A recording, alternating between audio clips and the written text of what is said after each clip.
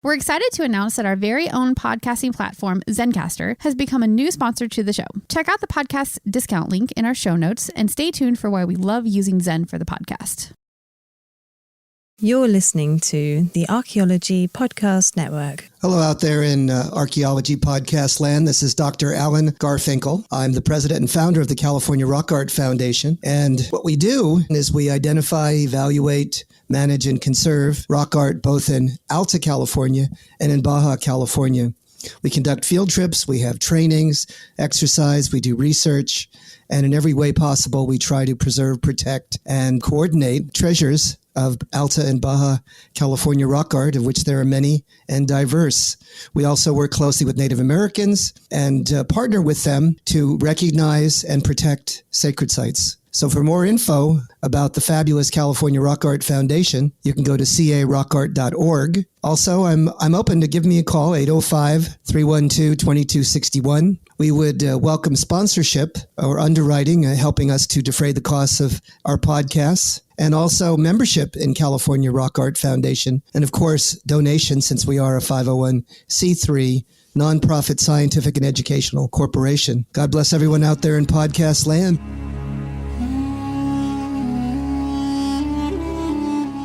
You're listening to the Rock Art Podcast. Join us every week for fascinating tales of rock art, adventure, and archaeology. Find our contact info in the show notes and send us your suggestions.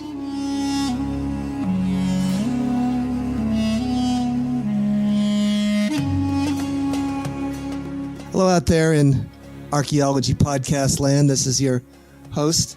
Welcome to the Rock Art Podcast. It's episode 47 with Dr. Alan Garfinkel. Today we are blessed to have unique gentleman in the social cultural anthropology world, Stephen O'Neill, who's one of the world's experts. He's a student of the culture of the Hashiman or Juaneno people who live around the Mission San Juan Capistrano. And he's going to take us on a journey of about 50 years of his work and research and bring us fast forward to an understanding of how he discovers information about the prehistoric lifeways and rock art.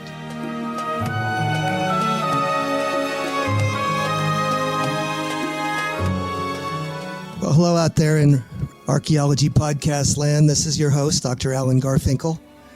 And this is episode number 47 of the Rock Art Podcast. Can you imagine? And we're blessed and gifted with an old pal, an old friend of mine, a colleague. His name is Stephen O'Neill. And Stephen hails from, I would say, Southern California of sorts, almost coastal California. Stephen is a cultural anthropologist and social anthropologist come archaeologist who has had a tremendous amount of experience and expertise working with the group called the Gabrielino, or better self-avowed, the Hashiman, the native people that lived in and around the Mission San Juan Capistrano. Stephen has worked with history, prehistory, archaeology, ethnology, ethnogeography, and many other areas of indigenous California native knowledge. Stephen, are you there with us? Hello, Alan. Yes, I'm very glad to be here. Thank you for the invitation. Well, it's a blessing to have you. I know we've spoken about doing this for quite a while, and the opportunity was met with preparation. and here we are. No preparation whatsoever. No preparation whatsoever. Except for our lifetime of doing this work. Right. We're flying by the seat of our pants, and we're happy to do so. The first segment, what I normally ask, and this is an open-ended question, I ask many individuals from many walks of life who are involved with the study of indigenous people. How the heck do you get involved with any of this? The field of anthropology, archaeology, native indigenous studies, and do some reflection and talk about what fuels your passion and interest in the study of native culture. Well, that partly stems from the fact that actually for someone born, I will let you know right off the bat, in 1952, to at that point be a third generation Californian was somewhat unusual. Myself, my mother, and my grandmother were all born in Pasadena. And we came to the Costa Mesa, Orange County coastal area when I was very young. Grew up here in Orange County when it was still largely cattle, bean fields, and orange groves. And I saw that change in my lifetime. I was very interested in local history all through high school. And then the end of my senior year in high school, there was an experimental class in what was called anthropology. And when I took that and saw what it was about, I just knew right there that that was what I was most interested in. Anthropology, social anthropology, can be history and everything else in the world. So that became my major as soon as I got to college. My interest in the history of Orange County soon led me to realize that the written history of Orange County goes back then about 200 years. People have been in Orange County for about 12,000 years. So it didn't take much thought to realize if I really wanted to know this area, who I should be looking at and studying are the local native people. My professors at college were telling me that they weren't here anymore, that the native people of Orange County in Southern California were just gone. So that was discouraging at first, taking my professor's word for it. I tried to do as much reading on this as I could.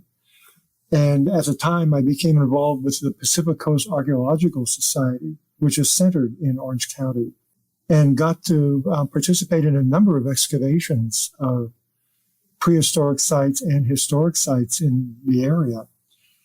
And even though my interest was cultural anthropology, and I really didn't study archaeology at Orange Coast College and then later Cal State Long Beach, I soon found that I was getting more practical experience in field archaeology than my fellow students who were specializing in that, just because of the opportunities with the society. And so I found that when I graduated, there really weren't social anthropology clubs, but there was the Archaeology Society. And so I had that experience and was able to, within a year of graduation, start working on surveys and excavations throughout Southern California. I had also had the opportunity to attend a PCAS meeting where, remember, this was the late 1970s, and the California Environmental Quality Act was still being felt out. What does it mean? How does it get implemented? And the County of Orange had no personnel staff in the planning department that really knew how to deal with cultural resource investigations or evaluate reports that were coming in. So they asked the Archaeological Society, PCAS, with their, at that point, almost 20 years of experience, to help them with those evaluations as development projects produced environmental impact reports. I happened to attend one of those meetings almost at random, and that happened to be a meeting at which members of the Juaneno Band of Mission Indians attended, and stating to the Archaeological Society as the proxy for the county that they wanted to become involved in reviewing archaeological reports, as of course it dealt with their ancestors. That's how I came to realize that my professors were wrong. Here were members of the Juaneno tribe, alive and well and active in the community. Started to become aware of members in the San Juan Capistrano community and started doing my term papers while I was still at Long Beach by going down to San Juan Capistrano and interviewing members of the Juaneno community about different aspects of their culture. So what year was that when you began doing those term papers, Stephen? The first time I went down to Capistrano and met people was in 1978. Oh, my word. So you're talking about members of the Lobo family. Right. So that was almost, 50 years ago. Is that right? Yes, it was. Oh, my word. I had no idea. That Lobo family became, I was very close to them for many years, getting to know especially the matriarch, Evelyn, and spending time at their home, attending barbecues in town, the Swallows Parade, which was very much an activity that the tribe was involved with, along with the rest of the town. And I'm still in touch with members of the Lobo family to this day. That's wonderful. That's how I got started in this. So when did you start working with the Mission Records and move into getting a graduate degree? Well, those were two topics that are very, very separated in time. Okay. I became interested in they're actually the sacramental registries of the mission. Mission San Juan Capistrano and the other 20 missions in California were, of course, religious establishments of the Franciscan order of the Roman Catholic Church. And they were part of the colonizing effort of the Spanish Empire to come into California and establish it as a province of New Spain. There were almost as many, well, not quite as many missionaries as there were soldiers, but there were eventually 21 missions and only 4 presidios, which gives you an idea of the influence that the Crown expected the missions to have on bringing acculturating the Native American people here to being part of Spain. The missionaries, of course, have the sacraments. And that's part of how they bring converts into the fold of the church. These sacraments, the primary ones are baptism, marriage, and the burial records. Each of these sacraments provides or results in a record of that individual. And they're meticulous at keeping track of these records. Other people long before me, had started work on this, such as Dr. John Johnson and Chester King, Randy Milliken here in California.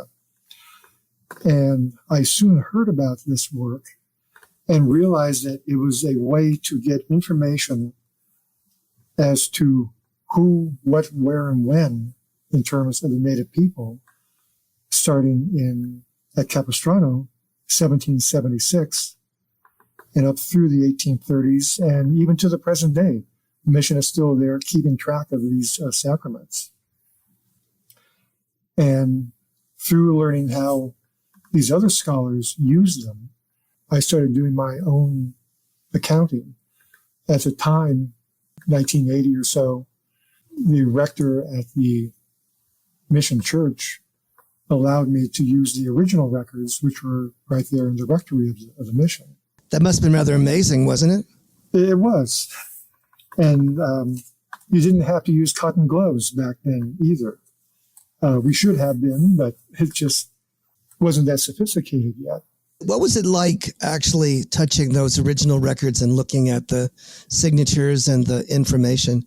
That must have been rather striking and sort of an amazing sort of freeze frame. Well, of course, it was exciting, to use these books that had been, actually, they were prepared by Father Junipero Serra in July 1776.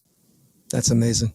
He wrote the introductory pages as to, the mission that this was about, the document on the founding of the mission, and then going forward from there as the resident priests used them to record the baptisms and so on of the Indians that they were bringing into the mission. Sure. But what this mission register research allows is, realize that when a priest baptized a member of the Juaneno or Ahatchemem tribe, what he is recording about that person's name, their indigenous name, the village that they are from, their age on that date, and usually a name of a relative, most often their father, also their indigenous name. That is something he is recording from that person on that day. It is primary information. And we were not to get any further primary information until the field of anthropology was developed around the turn of the last century, and people went out and started doing field work. Right. No one asked them questions in between those times. Right. But the baptism, the subsequent marriage of that person to another person, again with their indigenous name of both husband and wife and the date, and reference back to their baptism so you know who it is and their other relatives. And then moving onward, you have the baptism of that couple's children, which again repeats their parents' names. Right. And so it's reinforcing what that information is.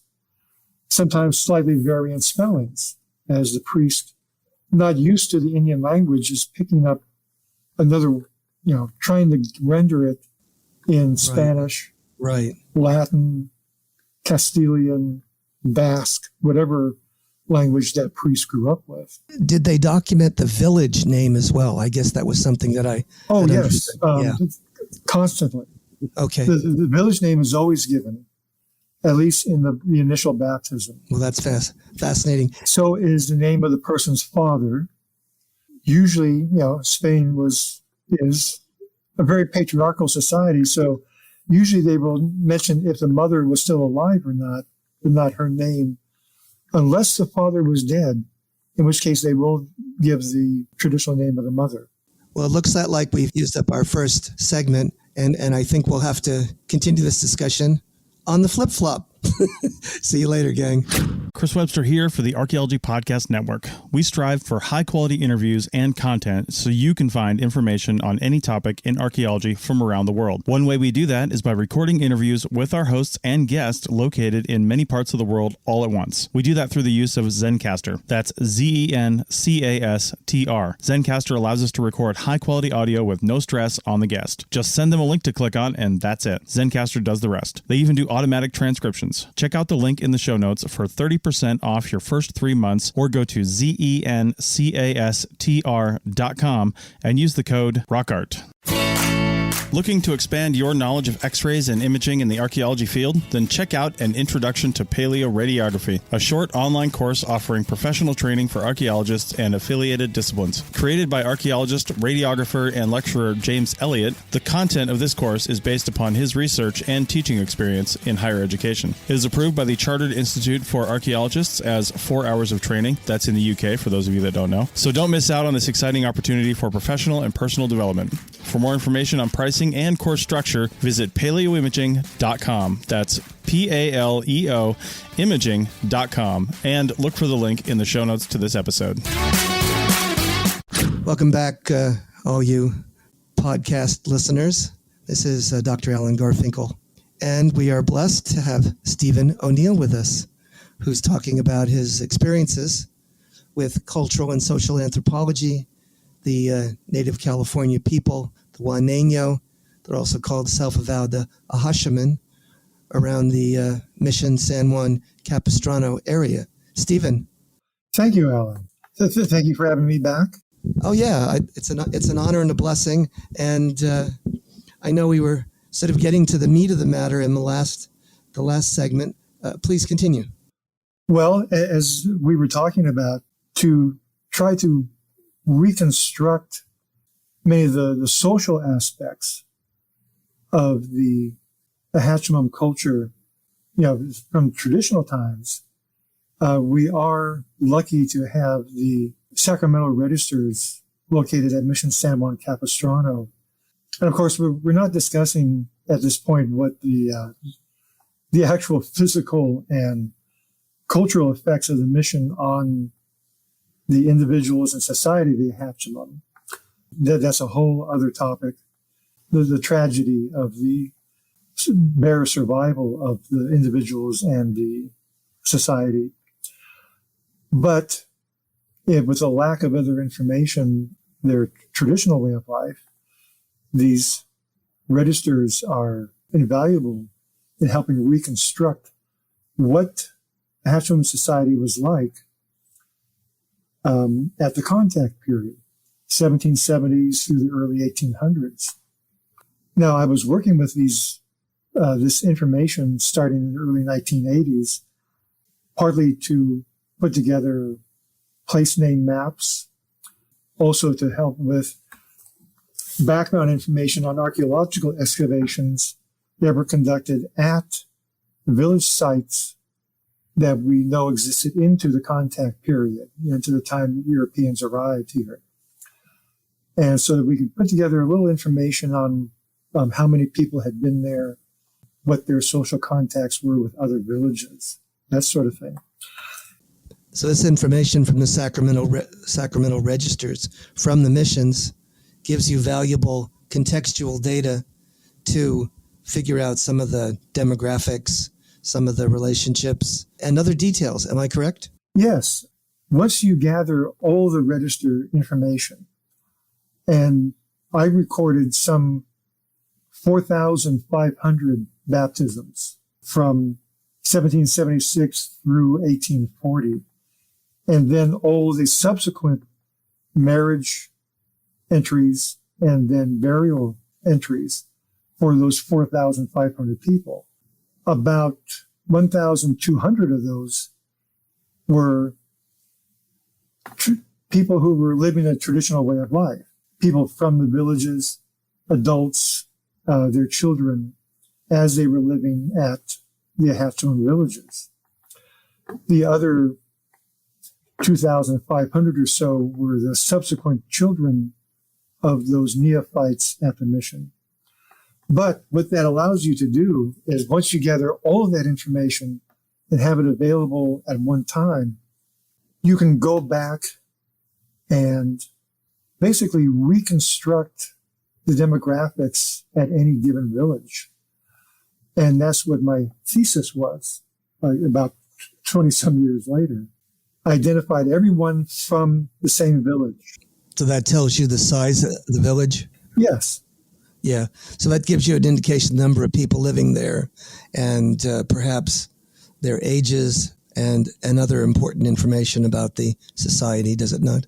Yes. The technique is you then take all the information that you have at one time and you go back and you group together everyone who came from the same village. Then you have to kind of pick an arbitrary date because remember, people are being baptized and brought into the mission sometimes over a 5 or 15-year period. Mm-hmm. And you get their ages based on the date that they were baptized. I see. So you have to kind of pick an arbitrary date and adjust their ages back and forth to see who was alive and what their ages were at the same time. Mm-hmm. And then also separate them by male and female. Mm-hmm. And so you then can get a population curve, bell curve, as to the age, the ages of people at a given time. I admit that one of the things I found that was somewhat surprising was the longevity of people living in a complex hunter-gatherer society. This was not a bad life. They took care of themselves and supported themselves very well. Every village had someone in their 50s. Many villages had someone in their 70s. And it was a normal spread of male and female, almost 50-50. The other thing that this allows you to do, this information, is that the priests at the missions did try to keep indigenous marriages together.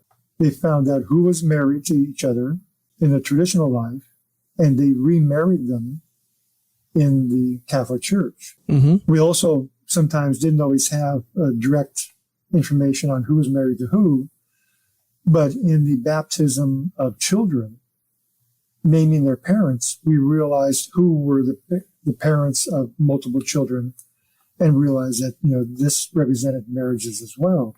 What this allowed us to do is reconstruct a marriage network from village to village.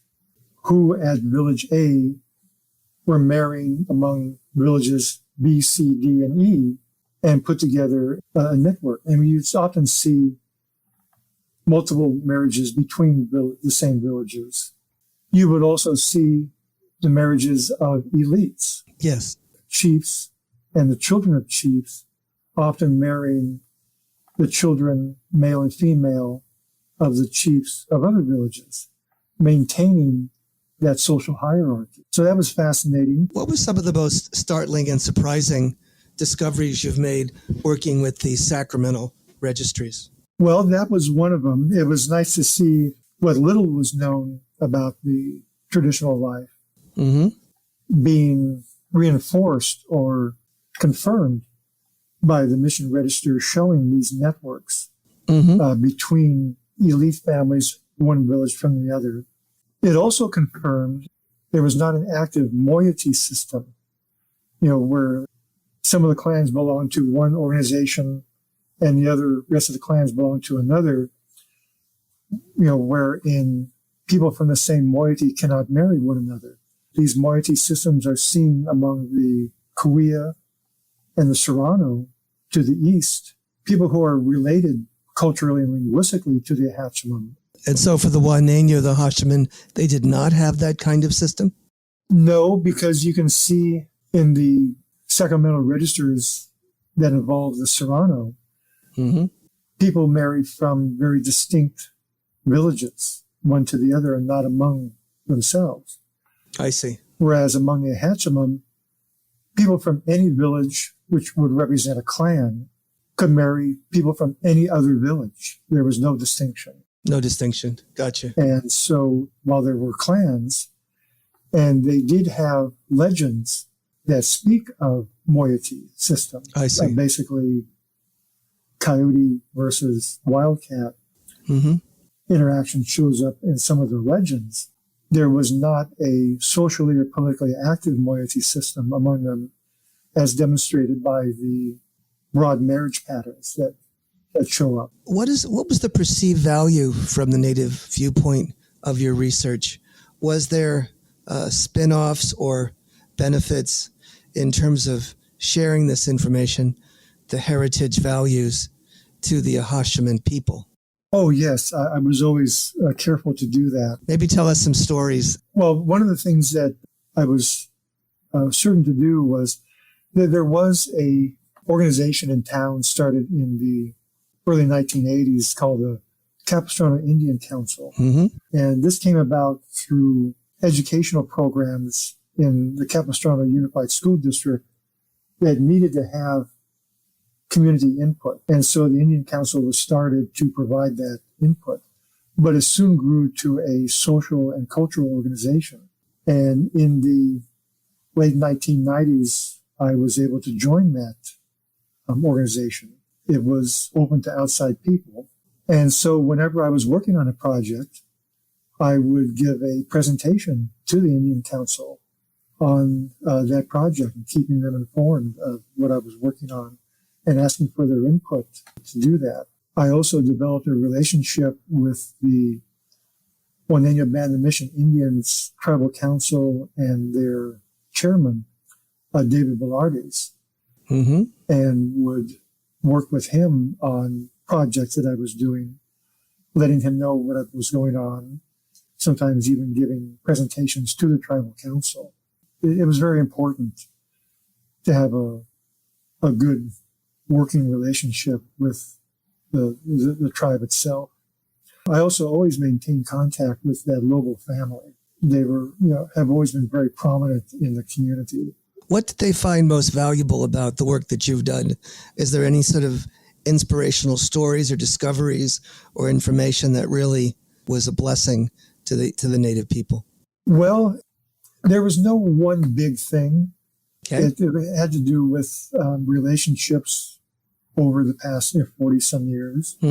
Much of my research was done out of personal interest and anthropological interest. Most of it did not stem from cultural resource management projects. Yeah.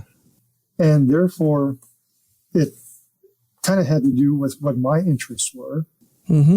But it also had to do with realizing that there was still information that was within living members of the tribe that could well be lost within the next generation or so.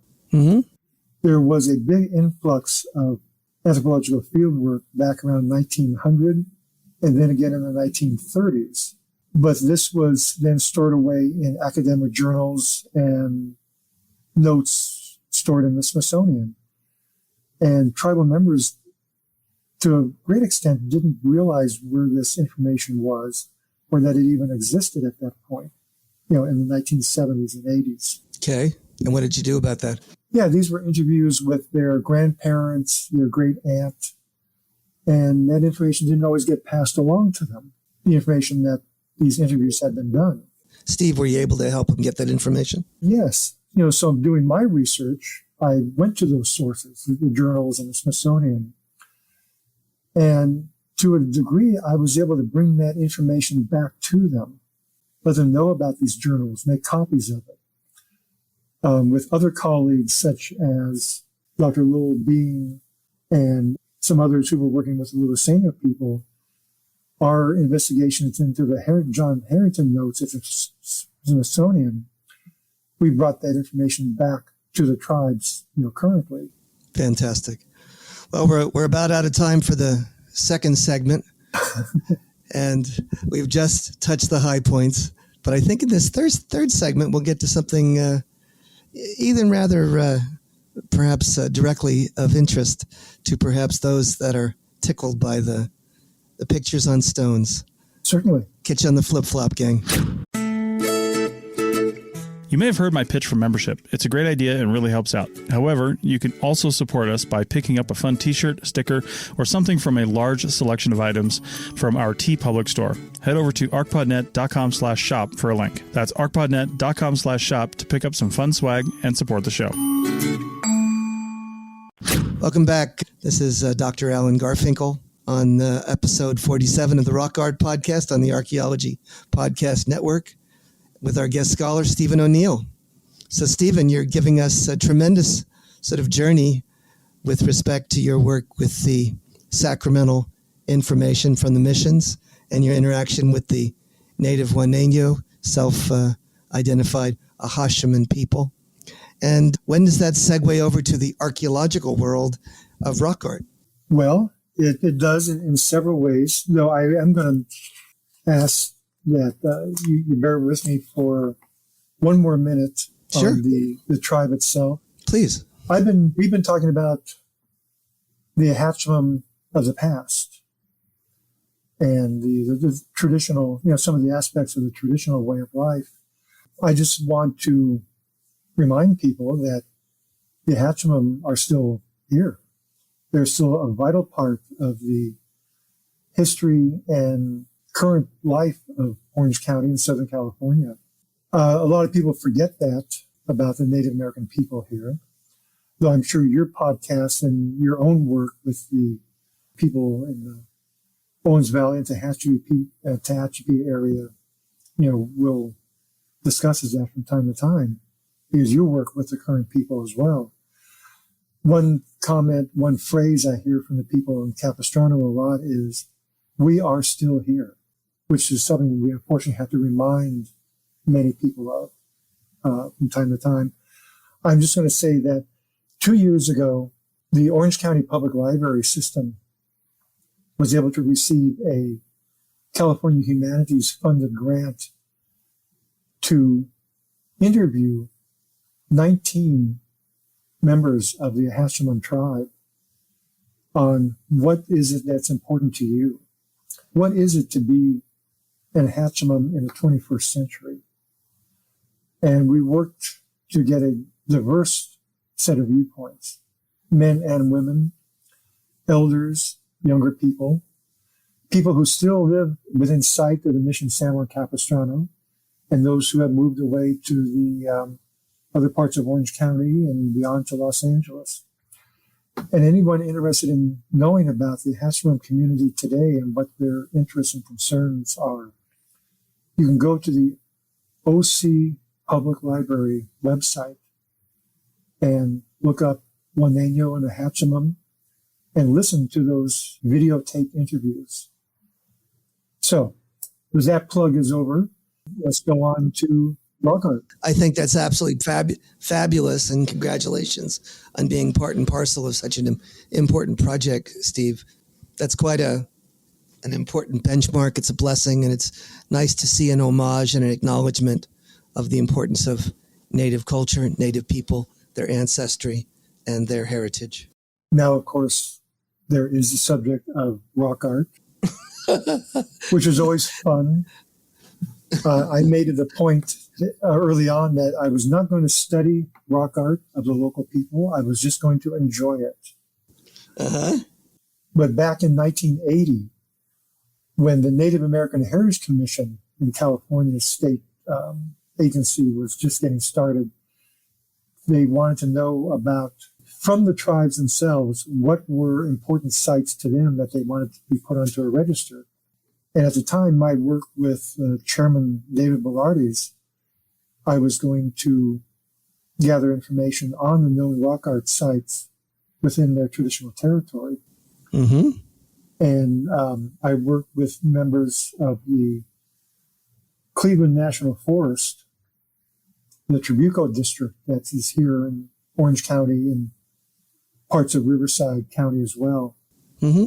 to work with them to what did they know about the rock art up in the mountains. Mm-hmm. And we spent a wonderful weekend visiting 8 sites and getting the records. One thing I learned right off the bat is that the rock art of the tribe was confined just to that mountain area in the Santa Ana Mountain, even though that's probably only a tenth of their territory, because that was the only place where there were granite boulders suitable to take the paint, to take the pigment. There is the San Joaquin Hills along the coast, but that's all sandstone and erodes away very fast and was not very suitable. So the sites that still exist are those in the mountains. And there is a combination of petroglyphs and pictographs. The petroglyphs are predominantly copials, the semicircular, hollowed out cups carved into rocks. There is the painting, the pictographs, which are part of the San Luis Rey style and seen throughout coastal Southern California.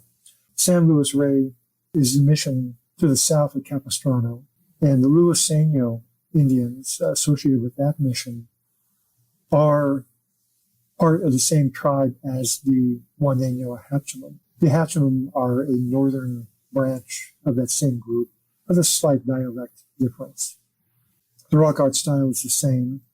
It is overwhelmingly red pigment. Mm-hmm. Very, very little other color mixed in. And for decades from the beginning, it was described as a abstract rectilinear. Mm-hmm. It was all geometric forms, Mm-hmm. chevrons, dots, rarely a stick figure, cross-hatching, that sort of thing. Okay. And which meant it was so abstract that no one, could try to interpret it. Okay. Which was fine with me because, as I said, my intent was not to study it. I want to know where it is, but to just go into the mountains every once in a while and enjoy it. Okay. I did that with one site in particular up in the Santa Ana Mountains. It's the largest panel with about 20 different segments to it. Mm-hmm. And I would just go up once a year and just sit there for a day and just revel in looking at it. After doing that for 13 years, however, my mind started to make connections. And so I started looking back at the ethnographies, looking at what was known about the ceremonial regalia of the Hatchiman and related Luiseno, and even the related Korea people. Reading over and over the few texts on the religion, finding that every time I read it, I'd see something else that I'd missed the last time. And eventually came to realize that some of what looked like abstract elements were actually representations of ceremonial objects. Some of these glyphs were actually representations of feathers. Sometimes they were a representation of the sand paintings that were used in many of the ceremonies. They were representations of individual feathers, but also bands of feathers. And bands of feathers were used to transform a brush structure into a ceremonial structure. They sacralized it. And going back, I realized that at least 2 of these rock art sites had a number of these ritual and ceremonial objects being represented. So it is not entirely abstract.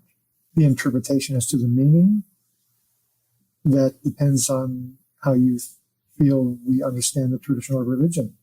There is precious little information to go on. But it is intimately connected with the late period, contact period, religious life of the Hatchiman. Was there any relationship to the famous Chinichnych stories and cosmology that you saw with the rock art, or no?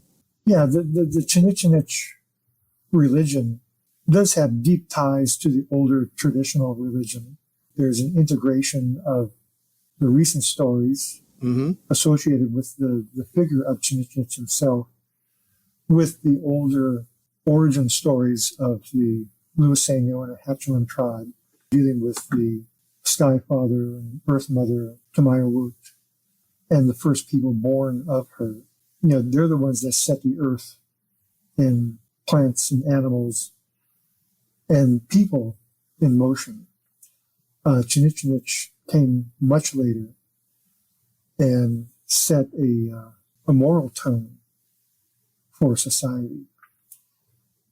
And his teachings got integrated into the older ceremonials that came about from the first people born of Mother Earth. So what shows up in the rock art, I feel, has more to do with that larger, deeper religion. The stories of Chinichnych don't seem to be represented necessarily in the rock art. What would that older, deeper stratum be akin to in terms of the creation stories? Are there such stories that can be shared or at least outlined for our listeners? Well, the stories that we are aware of were actually recorded by a Franciscan missionary, Geronimo Boscano, back in the 1810s and 1820s. Mm-hmm. He did very much what could be regarded as a ethnography of the people at Mission San Juan Capistrano. He was apparently fluent in their language. Mm-hmm. He was at Mission San Luis Rey among the Luiseno and among the Hatchiman for 20-some years. Wow. Wrote several drafts of his book on the historical relation of the Indians of this mission, which when published was titled Chinichnych in its English translation in the 1840s. Mm-hmm. He recorded actually 2 creation story versions, one based from clans near the coast and one based from clans further inland. And these can be joined with another 4 or 5 creation stories recorded among the Luiseno back around 1900. Mm-hmm. Showing that each clan had its own version, not in disagreement with one another, but more enhancing one another. And what's the general outline of that creation story? Well, it's fairly abstract. Okay. It is what appears in the universe at first is not a god or a totem animal. It is abstract potentiality. Okay. It is a gray mist that seems to be changing within itself, about to produce something and then contracts.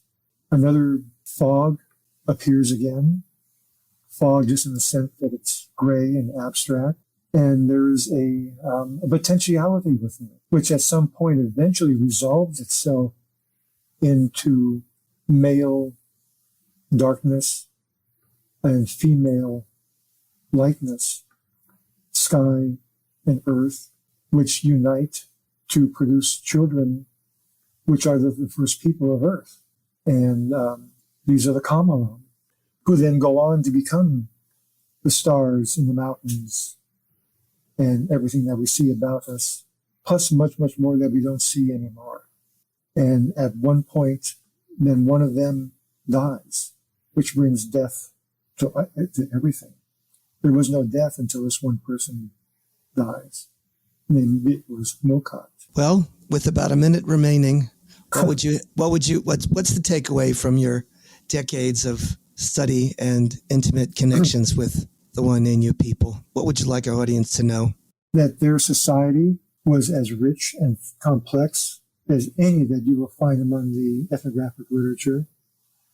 It is our loss that no one asked them to tell their stories until 100 years after the cataclysm of European genocide, not purposeful physical genocide, but the result of the disease was just the same, wiping out entire families, killing off elders before they could pass on the information to the children. What's the positive takeaway? Sort of fast forward to 2021. We know that society was as complex as any that could be, that the people are still here. And they're here. That they are reconstituting their society. They are creating new songs in their language to sing at new ceremonies. How exciting. Which they are doing.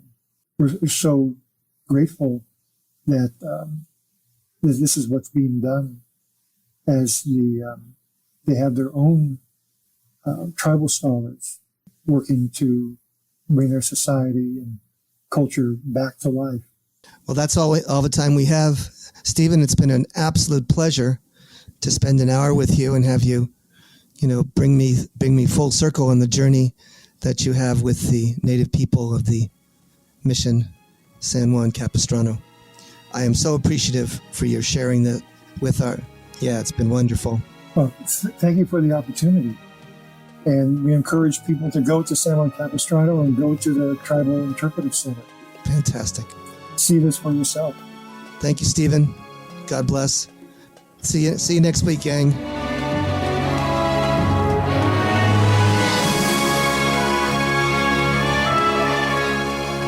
Thanks for listening to the Rock Art Podcast with Dr. Alan Garfinkel and Chris Webster. Find show notes and contact information at www.archpodnet.com/rockart. Thanks for listening, and thanks for sharing this podcast with your family and friends.